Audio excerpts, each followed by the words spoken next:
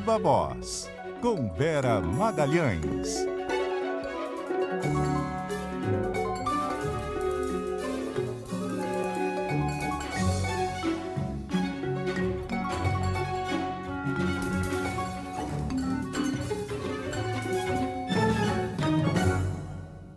Seis horas, 7 minutos agora, já virou para 8, Viva a Voz no ar. Vera Magalhães está conversando com uma fonte, daqui a pouquinho se junta a nós para trazer uma análise sobre os assuntos do dia, ainda repercutindo o indiciamento do ex-presidente Jair Bolsonaro e de um dos seus filhos, o deputado Eduardo Bolsonaro, que está nos Estados Unidos, deputado que já teve a sua licença expirada, e agora está aí na expectativa de perder o mandato, seja por falta, seja por um processo de cassação. Vera já está de volta. Oi, Vera, boa noite. Boa noite, Débora, Carol, ouvintes, quem nos assiste. O telefone hoje não parou. Eu estava numa última ligação de apuração antes de entrar no ar e ela se prolongou. Agora vamos com tudo.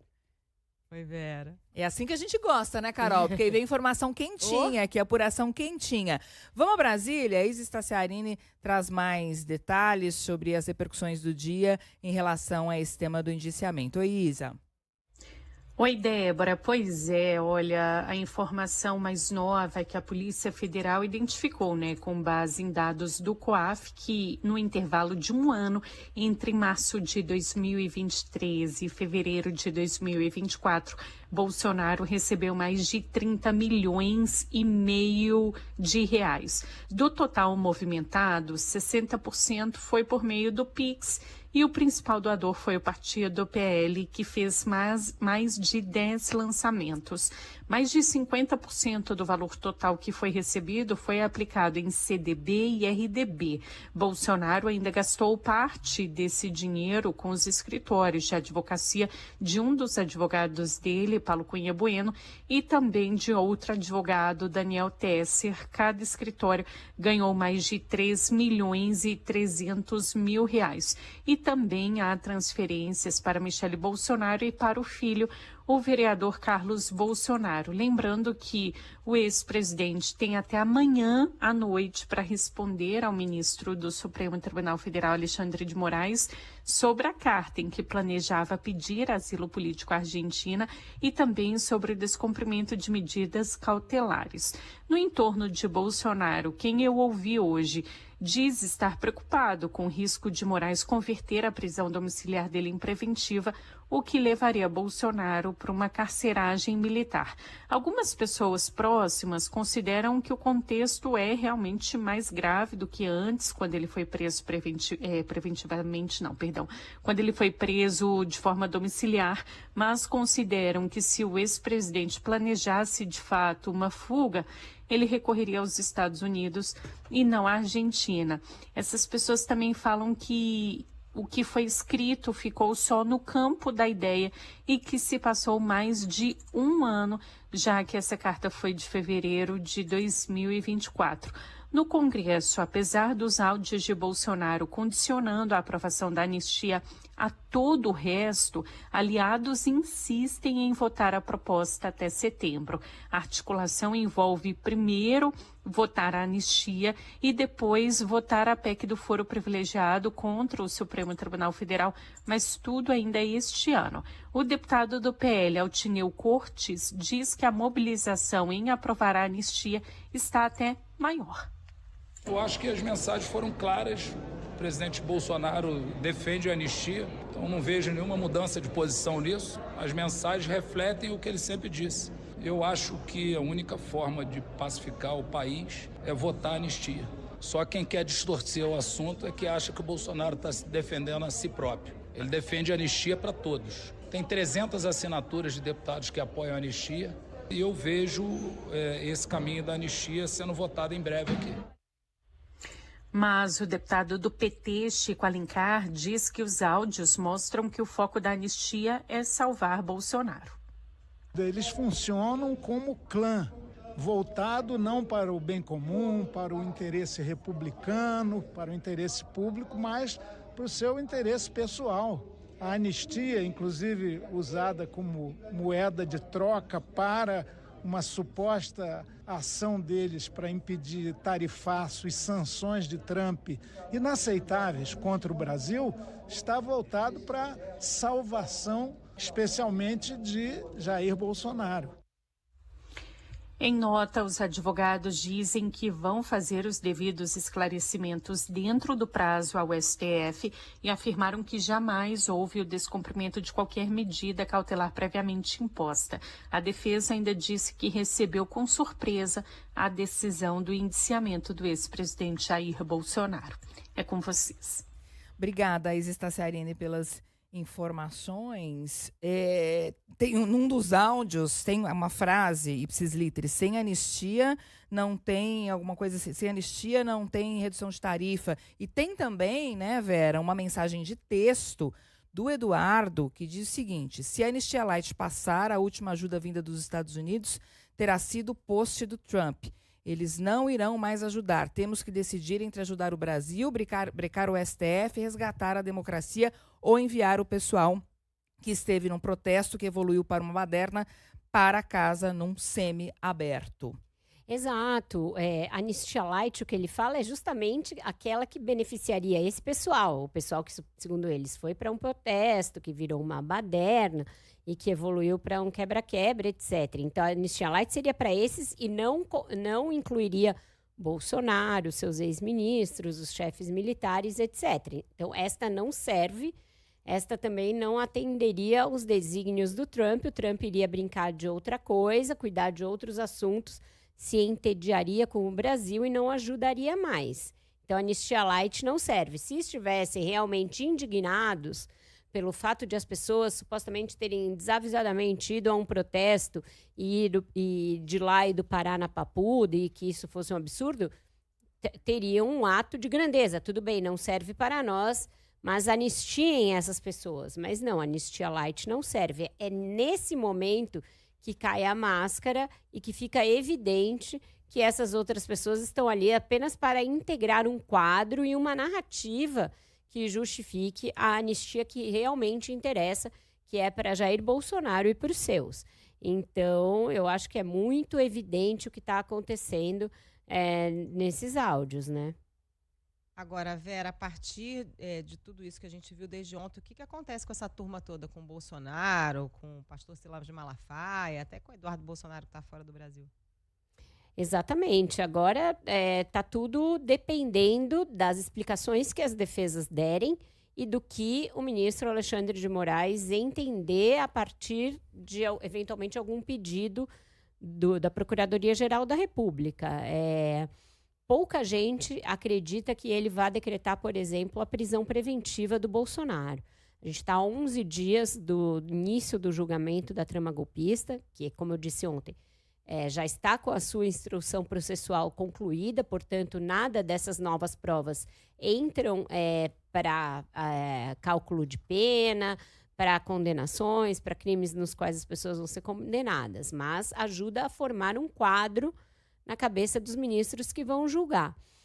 Está a 11 dias de ter, portanto, uma decisão definitiva para o Bolsonaro no processo mais importante no qual ele é acusado, que é o processo que apura a tentativa de um golpe de Estado enquanto ele era presidente da República. Esse agora é uma decorrência desse processo. São atos de tentativa de coação e de abolição do Estado Democrático de Direito que teriam sido cometidos para se contrapor a este outro processo que é o principal. Portanto, muita gente acha que o ministro daria, mais uma vez, munição para aqueles que o acusam de perseguir o Bolsonaro se decretasse a sua preventiva às vésperas do julgamento final. E aí, preventiva, o que ela incluiria mais do que ele tem hoje em dia? Que ele seria levado para alguma instituição, provavelmente para uma carceragem da Polícia Federal. E aí, com as condições de saúde dele que são notórias, são conhecidas, e isso agravaria aquela narrativa de que o Bolsonaro é um perseguido, etc, etc. Então, muita gente aposta que o Alexandre de Moraes não vai fazer isso e que vai parar até aqui, ou seja, na divulgação do que estava em curso quando ele mandou o Bolsonaro para uma prisão domiciliar, até para dizer, olha, quando nós tomamos as medidas que tomamos, de fato, havia motivos para justificar essas medidas, ainda que esses motivos mais claros tenham sido colhidos justamente na busca e apreensão na ocasião da domiciliar do Bolsonaro, que é o que muitos chamam de pesca probatória. Você aposta numa busca e apreensão para aí sim colher as provas para aquilo que você está acusando a pessoa. Então, o Bolsonaro teve um revés importante do ponto de vista processual, porque agora provavelmente ele vai ser incluído numa outra ação penal, e um prejuízo muito grande do ponto de vista político. E esse eu acho que é um capítulo que a gente também vale a pena desdobrar aqui, porque essa coisa, por exemplo, 35 milhões em um ano, é muito dinheiro. Acaba com aquele discurso do coitadinho que precisa de PIX de pessoas físicas, e que recebeu uma enorme quantidade de PIX de pessoas físicas. E esse dinheiro, em grande parte, está sendo usado para movimentar essa máquina nos Estados Unidos que está trabalhando contra o Brasil. Então, é dinheiro público, porque é dinheiro vindo de fundo eleitoral e fundo partidário do PL, que é o principal doador aí desses PIX para o Bolsonaro, sendo revertido para gastar contra o Brasil no exterior. Vejam a loucura disso que a gente está assistindo. E no caso do Silas Malafaia, o Bolsonaro perde. Bom, o Silas Malafaia, com toda a sua eloquência, vinha sendo a voz aqui no Brasil de Bolsonaro para atacar as instituições, né? E o STF e governadores, inclusive. E os áudios mostram também o quão presente ele estava nessas articulações, né? Com sugestões e tal.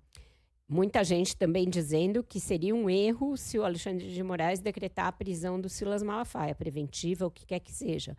Por ser uma liderança religiosa, por trazer uma outra camada aí de discussão para esse caso, porque ele vai tentar colocar isso na conta da perseguição religiosa, da supressão do direito de liberdade de expressão de uma liderança religiosa.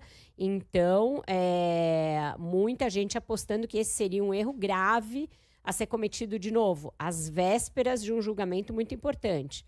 Então, também não encontro muitos entre integrantes do Supremo, integrantes do Ministério Público, da Polícia Federal e advogados que achem que o Silas Malafaia vai ter a sua prisão decretada. Pode acontecer? Pode acontecer. A gente sabe que o ministro Alexandre de Moraes muitas vezes toma medidas duras e medidas que acabam sendo questionadas e contestadas. Mas, a preço de agora, 6h20 da noite, as pessoas acreditam que ele não fará esse gesto de mandar prender o Silas Malafaia.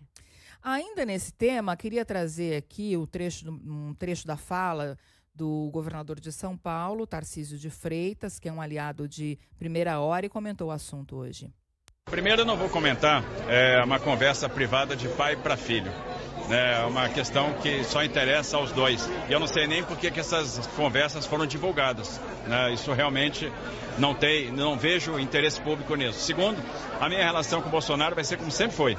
Relação de lealdade, relação de amizade, relação de gratidão com uma pessoa que eu entendo fez muito pelo Brasil, fez muito por mim. O rumo que as coisas estão tomando, né, me preocupa um pouco. O fato de você ver pessoas sendo investigadas e objeto de ações judiciais simplesmente por fazerem críticas, às vezes eu vejo que isso não faz sentido. Então, onde é que a gente quer chegar com isso? Onde é que o Brasil vai parar? Não vejo aí um bom caminho. Como é que fica a situação do governador de São Paulo, Vera? Porque ele é citado nesses áudios também, né? E o fato dele dizer aqui que não é de interesse público, poxa vida, é uma articulação para salvar conversas privadas, mas que tratam do assunto público, uma articulação para salvar o ex-presidente, que está envolvido numa trama golpista. Mais do que isso, né? Se fosse só isso, seria grave, mas não é crime. Mas qual é o problema? Bolsonaro estava proibido por uma ordem judicial de falar ao telefone, de usar as redes sociais e de articular qualquer coisa que tivesse conotação de uma articulação contra o próprio Supremo Tribunal Federal. Então, tudo que essa conversa entre pai e filho, entre muitas aspas, mostra, na verdade, uma burla a decisões da justiça. E foi por isso que elas foram divulgadas. Porque elas são a comprovação, a corroboração de que o Bolsonaro estava sistematicamente burlando os termos de uma decisão cautelar que havia contra ele, que era aquela: você vai ficar de tornozeleira eletrônica e sem poder fazer isso, isso e isso. E ele fez isso e mais aquilo outro e muito mais. Então, essa é a razão da quebra do sigilo dessas mensagens que foram recuperadas, porque tinham sido excluídas justamente porque eles sabiam que estavam cometendo um ilícito ali, cometendo uma obstrução à justiça, uma infração a uma decisão judicial. E não se trata, portanto, de uma conversinha ingênua e particular entre pai e filho com tons freudianos e meio shakespearianos. E em relação ao governador, mas fica esse é o foco, né, Oi, Vera? diga, Carol. Até tem uns tons freudianos ali, mas não é esse o foco. Não, tem total. Um psicanalista ficaria debruçado ali sobre aquele material por horas e horas, mas não é exatamente isso que se trata. E em relação ao governador, a situação dele está muito ambivalente. Quem conversa com ele relata que Tarcísio tem sim vontade de disputar a presidência. Teve uma última conversa com o Bolsonaro que tinha sido boa nesse sentido, mas agora tem de pesar os prós e contras disso. Bolsonaro ainda é um cabo eleitoral forte na direita, apesar do que mostram as pesquisas, e a gente vai se debruçar sobre elas no próximo bloco. Mas ele não aceita menos do que submissão completa e fidelidade total. E isso tem um preço a ser pago num momento que a gente não sabe se é duradouro ou não, mas num momento em que o presidente da República vem se recuperando. Então, é uma conta difícil a que ele tem que fazer, porque ele precisa renunciar ao governo do Estado em abril, se quiser ser candidato. Então, é um cálculo muito difícil, mas no qual ele está ali pensando. Hoje, uma fonte me falou assim, olha, ele acorda dizendo que vai ser candidato ao governo e dorme falando que pode ser candidato a presidente. Então, na cabeça do governador, as coisas também não estão definidas, elas estão bastante confusas. Ô Vera, falando em Eduardo Bolsonaro, o Igor Cardim tem informações em Brasília sobre o andamento daquele processo de cassação do deputado, né, Igor? Conta pra gente. Pois é, Carol, boa noite para você e para o nosso ouvinte. Após o indiciamento, né, do ex-presidente Bolsonaro e também do filho Eduardo Bolsonaro por coação a autoridades no processo da tentativa de golpe, o presidente da Câmara disse que não se deixa intimidar pelas ameaças feitas em relação ao processo de cassação do deputado. O parlamentar que vive nos Estados Unidos é alvo de 4 pedidos de cassação e suspensão do mandato no Conselho de Ética da Câmara. O próprio filho do ex-presidente já ameaçou tanto Mota quanto o presidente do Senado, Davi Alcolumbre, com possíveis sanções, caso não pautassem a anistia e o impeachment contra o ministro Alexandre de Moraes. Em entrevista ao G1, Mota disse ainda que a pressão em cima do andamento da cassação não altera o humor nem a maneira dele agir. O deputado Eduardo Bolsonaro será tratado como todo e qualquer deputado, obedecendo o regimento da casa. Nem haverá privilégio, nem também haverá o interesse de prejudicá-lo. Nós temos que saber separar as coisas, porque o papel do presidente da casa é agir com muita imparcialidade. Nós temos que ter a condição de conduzir com muito equilíbrio para que a Câmara possa estar focada naquilo que realmente interessa, que são os problemas do nosso país. Olha, eu não levo muito em consideração essas ameaças, porque primeiro eu não funciono sob ameaça. Então, para mim, isso não altera nem o meu humor, nem a minha maneira de agir. Nos bastidores na Câmara, alguns deputados com quem eu conversei da base do governo avaliam que os indiciamentos devem acelerar as negociações sobre a cassação e também devem ganhar força na semana que vem, com a pressão, então, em cima do presidente do Conselho de Ética. A estratégia é pressionar, então, para acelerar o andamento e reforçar o discurso de que o deputado agiu contra a soberania nacional. Já a oposição quer, pelo menos uma parte dela, que Hugo Mota tente uma conversa com o ex-presidente Jair Bolsonaro antes de tomar qualquer providência sobre o caso com Eduardo Bolsonaro. Mas é importante lembrar que, para isso, ele precisaria de uma autorização judicial do ministro Alexandre de Moraes para poder fazer a visita ao ex-presidente Jair Bolsonaro, que está em prisão domiciliar. Na semana passada, Mota já tinha encaminhado ao Conselho de Ética 4 pedidos de cassação contra Eduardo Bolsonaro. Alguns deles incluem suspensão ou cassação. E aí, por isso, o presidente do Conselho de Ética, o deputado Fábio Schioetti, explicou que ele vai primeiro distribuir esses casos antes de fazer a escolha de relator, que deve ser apresentado, então, 3 nomes para ele poder fazer a escolha de um relator no caso da cassação ao deputado Eduardo Bolsonaro e também separar os casos de cassação de suspensão de mandato. Vera, Débora e Carol. Obrigada, Igor. Essas ameaças que ele tem feito aos presidentes da Câmara e do Senado não ajudam o deputado Eduardo Bolsonaro, né, Vera? Eu acho que vão deixando a situação dele bastante insustentável, Carol. O Gumota deu uma entrevista em tom ali ameno e tranquilo, mas o aliado dele, o parceiro do Eduardo Bolsonaro, fez um tweet ainda ontem dizendo que já teria conseguido a cassação do visto do ministro da Justiça, Ricardo Lewandowski, e do senador Rodrigo Pacheco, ex-presidente do Senado. Falei com a assessoria do ministro e falei com o próprio senador Rodrigo Pacheco hoje. Ambos negaram que tenham recebido qualquer aviso nesse sentido de cassação, revogação dos vistos dos Estados Unidos deles e dos familiares, que é o que o tal do Paulo Figueiredo fala no tweet dele. Portanto, pode ser uma bravata, pode ser uma ameaça para tirar o foco, porque ontem o foco estava muito negativo em cima do Bolsonaro e do filho. Mas mostra que eles seguem tentando novas sanções contra autoridades lá nos Estados Unidos. E a gente sabe que podem conseguir, porque eles têm conseguido obter êxito junto a funcionários do governo Trump. Se isso continuar e se essas punições começarem a chegar em representantes do Legislativo, vai ficar muito difícil para o presidente da Câmara sustentar a manutenção do mandato do Eduardo Bolsonaro, porque aí fere aquilo de que eles são mais ciosos, que é o espírito de corpo da própria casa. É alguém da casa lá dos Estados Unidos obtendo punições contra representantes do Poder Legislativo. Aí eu acho que o caldo entorna de vez. Muito bem, a gente vai agora para as informações do repórter CBN. Na sequência, você fica com informações da sua cidade. 6h37 agora. Viva a Voz de volta. E Cláudio Dutra tem informações ao vivo em São Paulo sobre os efeitos práticos da Lei Magnitsky aplicada ao ministro Alexandre de Moraes. É isso, Débora. O Banco do Brasil concedeu, portanto, um cartão de crédito, Elo, ao ministro do Supremo Tribunal Federal, Alexandre de Moraes, depois do bloqueio de um cartão de bandeira americana do magistrado.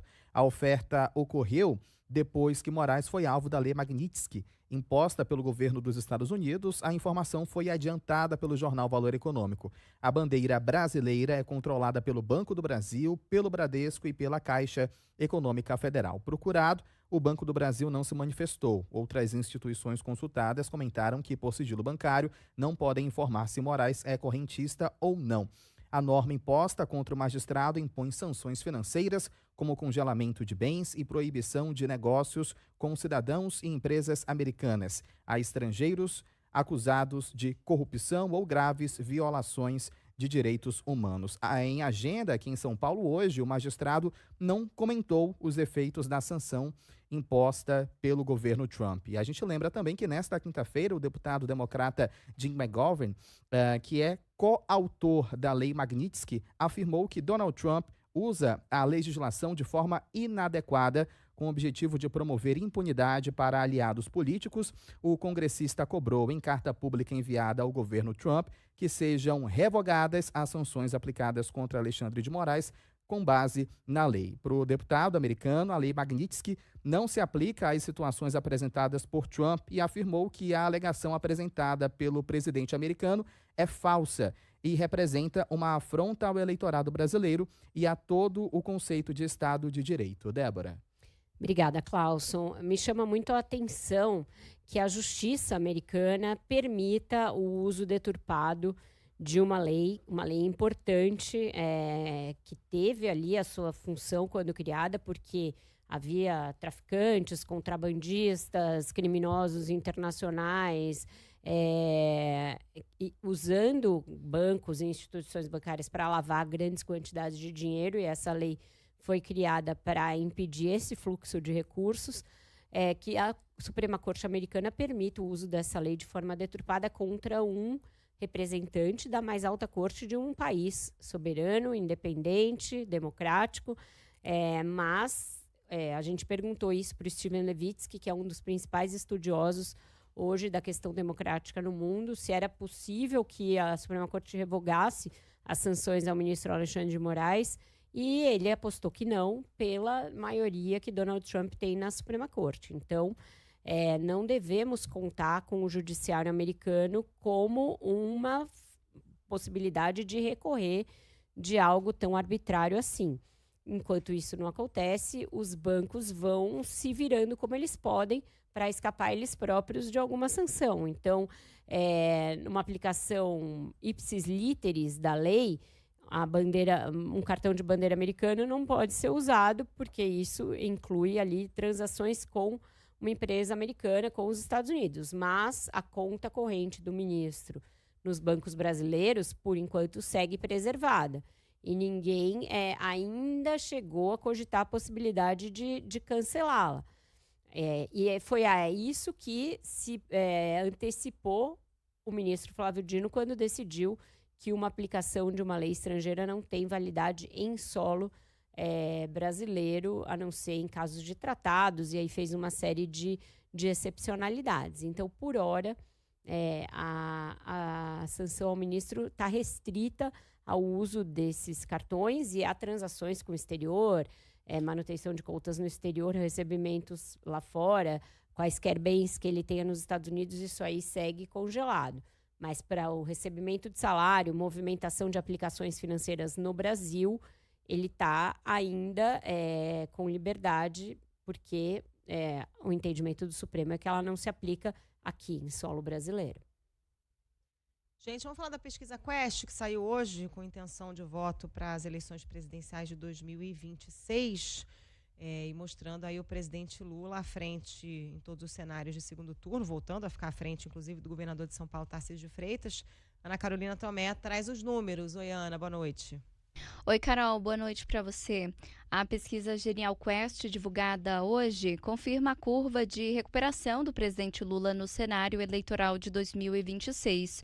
O petista lidera em todos os cenários de primeiro e segundo turno e se deslocou dos adversários pesquisados nos cenários de segundo turno. Na pesquisa anterior de julho, Lula aparecia empatado com Tarcísio de Freitas no limite da margem de erro em eventual segundo turno. Na pesquisa atual, o petista venceria o governador de São Paulo por 43% a 35%. O petista também venceria todos os demais potenciais candidatos da direita por uma diferença entre 10 e 16 pontos percentuais. Contra o ex-presidente Bolsonaro, por exemplo, que está inelegível, Lula teria 12 pontos de vantagem, com 47% contra 35% do adversário. Contra a ex-primeira-dama Michele Bolsonaro, o petista teria 13 pontos de vantagem, 47% a 34%, e venceria ainda Eduardo Bolsonaro com 15 pontos percentuais de frente, 47% a 32%. Outro sinal positivo para Lula é que 47% dos entrevistados têm mais medo da volta de Bolsonaro do que da reeleição do petista. Já 39% dos entrevistados dizem ter mais medo da permanência de Lula. Mas entre os eleitores que dizem não ter posicionamento político, esse percentual de medo de Bolsonaro avançou de 36% para 46% em relação à pesquisa anterior, enquanto o índice dos que dizem temer Lula recuou de 31% para 25%. E trazendo aqui mais dados, na pesquisa espontânea, o nome de Lula aparece com 16%, de Bolsonaro com 9% e todos os demais candidatos com 1%. São eles: Ciro Gomes, do PDT, Michele, Ratinho Júnior e Tarcísio. Os indecisos são 66%. A pesquisa foi realizada entre os dias 13 e 17 de agosto. Foram 12.150 entrevistas presenciais feitas com brasileiros de 16 anos ou mais. A margem de erro é de 2 pontos percentuais. Carol. Obrigada, Ana. Pois é, Vera, a gente vê essa recuperação aí do governo, do presidente Lula, o governador de São Paulo, Tarcísio de Freitas, se consolidando como o nome mais forte da oposição, né, diante da inelegibilidade de Jair Bolsonaro, mas todos os nomes de oposição sofrendo o desgaste desse episódio do tarifaço. Sofrendo um revés pela maneira como lidaram com essa situação, considerada ali inadequada por eleitores em relação a quase todos eles, na verdade. Tem reprovação na maneira como lidaram com o tarifaço. É um discurso realmente muito difícil, esse de condenar o tarifaço, mas tentar atribuí-lo ao Lula. Ficou sem pé nem cabeça e a população percebeu e não comprou. Não dá para saber se a recuperação do governo e do presidente é sustentável. Nem os próprios aliados do Lula arriscam cravar que sim.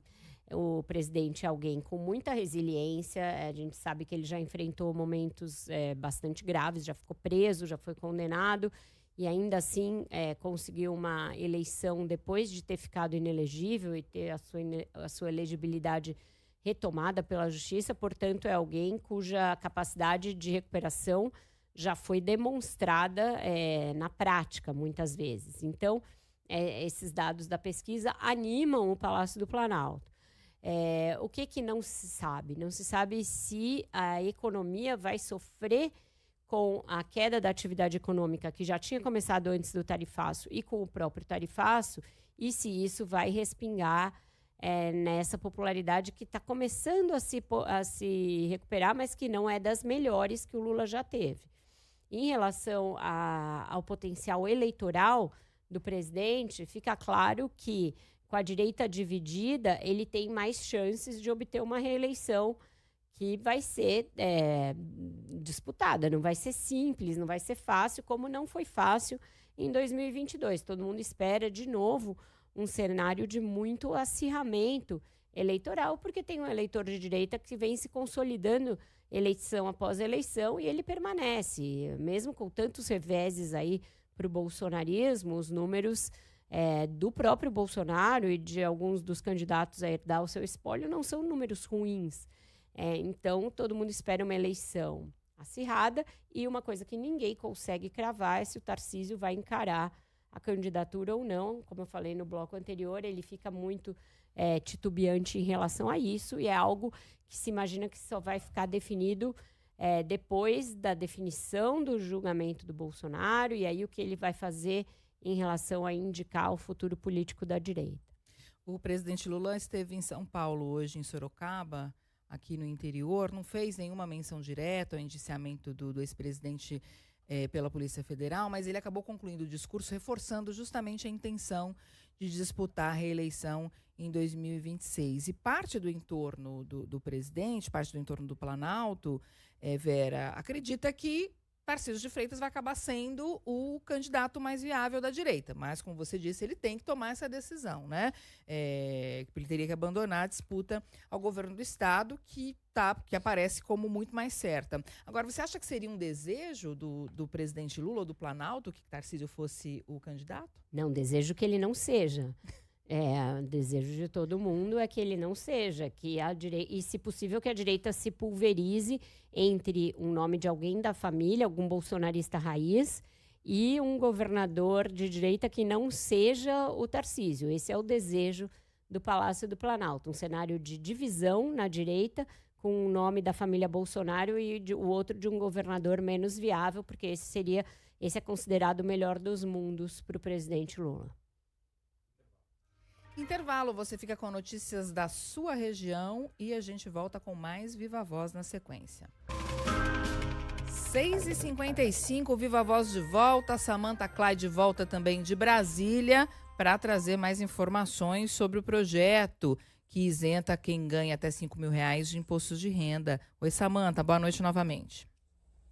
Oi, Débora, boa noite. Olha, a Câmara dos Deputados aprovou hoje, em forma bem simbólica, bem rápida mesmo, requerimento de urgência para o projeto que amplia a faixa de isenção do imposto de renda para quem ganha até R$5.000. A estimativa de governistas é que o mérito possa ser analisado na semana que vem, porém ainda há pontos de divergência sobre a compensação desse aumento de isenção. O texto foi aprovado antes numa comissão especial e o relatório é do ex-presidente Arthur Lira e, portanto, já foi votado diretamente pelo plenário, somente em termos de urgência. Logo depois dessa votação, o presidente da Casa, Hugo Mota, afirmou que vai discutir a data de votação final do projeto. Pauta importante que, sem dúvida alguma, trará benefício para milhões de brasileiros e brasileiras que passarão a ter a isenção do imposto de renda para quem ganha até R$5.000. Vamos, nas próximas reuniões, definir a data da pauta. Conversaremos também com o relator, o deputado Arthur Lira. Conversei com alguns líderes da base governista e eles dizem que sim, há urgência em aprovar em plenário da Câmara para ainda enviar esse projeto para o Senado e aí só depois disso é que poderá valer para o ano que vem. Lembrando que hoje a isenção do imposto de renda é para quem ganha até 2 salários mínimos. E a proposta do relator Arthur Lira é justamente ter um desconto parcial também para quem tem rendimentos entre R$5.000 e R$7.350. Já a questão da compensação para a perda de arrecadação, o que se prevê? O deputado Arthur Lira manteve a proposta do governo de tributar com uma alíquota progressiva de até 10% os rendimentos acima de R$600.000 e a alíquota máxima vai incidir para quem ganha por ano a partir de R$1.200.000. E este tema é sim ainda uma forma, de resistência dos setores empresariais e produtivos. Esse projeto também prevê aí que investimentos hoje não tributados sejam também tributados. Com vocês. Obrigada, Samantha Klein, pelas informações. Aprovou o regime de urgência, não passa por comissões, significa que não passa por comissões, mas o governo tem muita urgência para que o projeto seja apreciado, né, Vera? Então, essa articulação não pode cochilar, não, né? Não pode cochilar. Veja que na semana passada ou na anterior, o Arthur Lira tinha falado de votar esse projeto em dezembro. E eu tinha dito que isso era muito tarde, que o governo ia tentar puxar para o quanto antes. O cronograma sempre tinha sido setembro na Câmara, para dar tempo de votar no Senado também com tranquilidade, e se preciso voltar para a Câmara, etc. Então, agora a aprovação da urgência puxa a votação do projeto para antes. Dezembro seria uma temeridade, e o governo não ia correr esse risco. O fato do Hugo Mota e do Lira terem trabalhado para puxar para antes mostra que, de alguma maneira, se está tentando chegar a uma governabilidade melhor para o Lula na Câmara. Estava tudo muito obstruído, os canais estavam todos interditados, a relação com o Hugo Mota terminou o semestre passado no seu pior momento, e agora, depois que o Lula o recebeu algumas vezes, parece que as coisas vão entrando aí num caminho de entendimento. Eu acho que essas ações truculentas do bolsonarismo em relação ao Hugo Mota também ajudam nisso, ajudam a melhorar o trânsito dos projetos do governo na Câmara e no Senado. Então, de todas as coisas que o Eduardo Bolsonaro conseguiu atrapalhar a vida do pai, talvez ele também consiga ajudar a vida do governo Lula dentro da Câmara e do Senado. É o que acontece quando as pessoas agem com radicalismo e sem pensar, deixando o fígado tomar o lugar da razão. É isso? Então a gente se despede. Amanhã tem Viva Voz, com mais Viva Voz, com resumo da semana. Obrigada, viu, Vera? Até. E que semana, haja resumo. Até amanhã. Prometo tentar realmente fazer em 40 minutos um resumo dessa semana que teve de tudo, gente. Até veranico. Vamos pleitear um pouco mais de tempo aqui pro nosso Wender Starles, pro nosso chefinho. Com ele não tem embargo, não tem recurso, não tem nada aqui. Aqui é a seco. Vamos ocupar a mesa. A gente ocupa, gente. É isso. Então tá, a gente invade o fim de expediente. Tchau, gente. Até amanhã. Beijo, Vera.